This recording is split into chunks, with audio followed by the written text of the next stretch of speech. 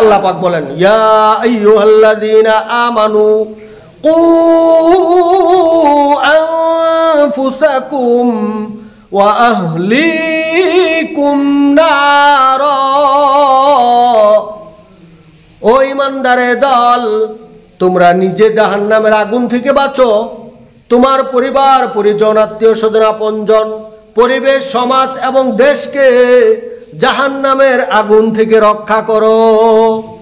আপনি আমি নামাজ আদায় করব, 5 ওয়াক্ত নামাজ মসজিদে এসে জামাতের সাথে আদায় করছেন, আপনার সন্তানকে একবারও বলছেন না যে বাবা নামাজ পড়ো, তাহলে আপনি একা জান্নাতে যাবেন, তাদেরকে জাহান্নামে রেখে।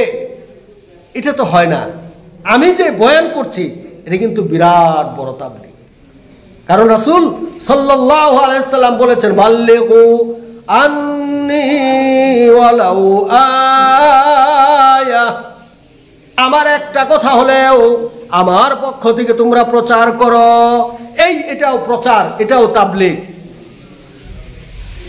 আপনি আপনার সাধ্যমতো আপনি কাজ করে যাবেন। যদি কেউ আপনাকে কটাক্ষ করে কিছু বলে, মনে করবেন যে আপনার তখন ঈমান বাড়তেছে, তাজা হইতেছে। কারণ আপনি দ্বীনের দাওয়াত করছেন, আপনাকে কটাক্ষ করে কিছু বলছে অথবা নির্যাতন করছে, নিপীড়ন করছে, তাতে আপনি হাসি মুখে বরণ করবেন। ইয়া আইয়ুহাল্লাযীনা আমানু কু আনফুসাকুম ওয়া আহলিকুম নারা। ও ঈমানদারের দল, তুমি জাহান্নাম থেকে, জাহান্নামের আগুন থেকে নিজে বাঁচো, তোমার পরিবার পরিজন, তোমার পরিবার, তোমার আত্মীয় স্বজন, তোমার সমাজ, তোমার দেশকে, দেশের জনগণকে জাহান্নামের আগুন থেকে বাঁচাও।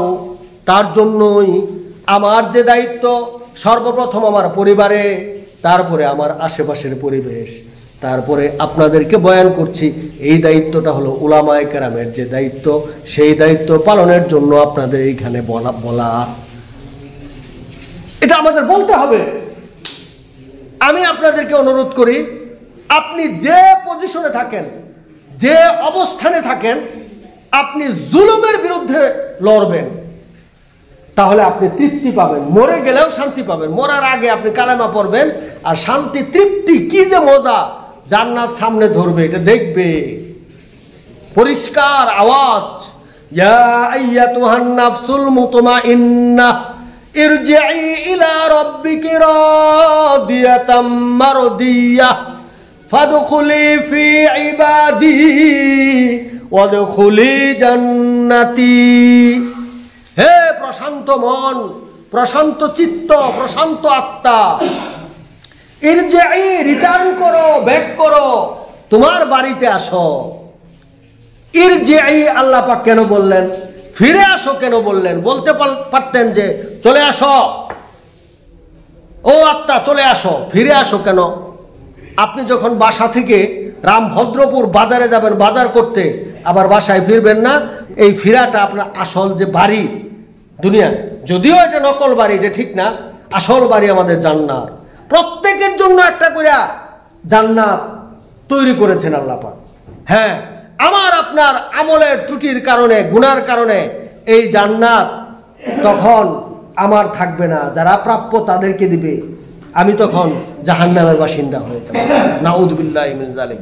অতএব আজকের আলোচনার খুলাসা, আজকের আলোচনার যে সারমর্ম, সার নির্যাস, তা হলো আমার আপনার 3টা দায়িত্ব। 1 নম্বর হলো আমি আপনি নিজে সংশোধন হব, নিজে ভালো হব, দিনদারি পরিবেশ গড়ে তুলব, পরহেজগার মুত্তাকি মুমিন হব।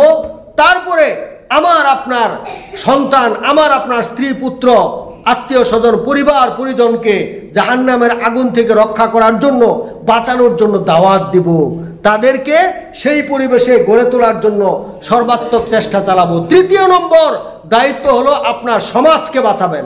আপনার পরিবার ভালো, আপনি ভালো, হ্যাঁ চলছেন যে আমি আশেপাশে কাউকে কিছু বলবো না, আমার জীবনের রিস্ক, আমার এই ক্ষতি সেই ক্ষতি, আমাকে কটাক্ষ করবে না, তাদেরকে যে কোনো মূল্যে বুঝাবেন।